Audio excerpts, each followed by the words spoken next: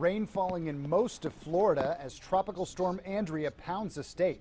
3 to 6 inches of rain is expected in some areas, and officials are concerned about a possible storm surge of 2 to 5 feet along the west coast and the Big Bend.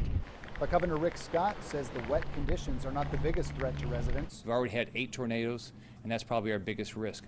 Everybody's got to watch out, follow the tornado warnings and watches. Scott also stressing the need for those commonly in the path of these storms to prepare in advance of their arrivals. 3 days of food, 3 days of water. Make sure you have, the radios to make sure you can follow the National Weather Service. Andrea already causing damage in the western city of Gulfport, where residents are clearing trees down by high winds. You could feel it lifting the car, and when I stopped, then the rain let up and the wind let up, and the tree was gone. The 2013 Atlantic hurricane season officially opened Saturday.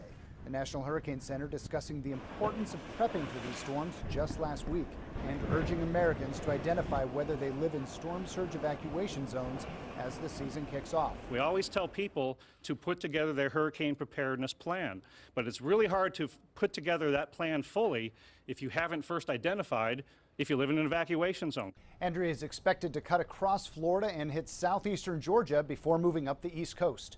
The storm could bring rain as far north as New England this weekend. In New York, Rick Reichmuth, Fox News.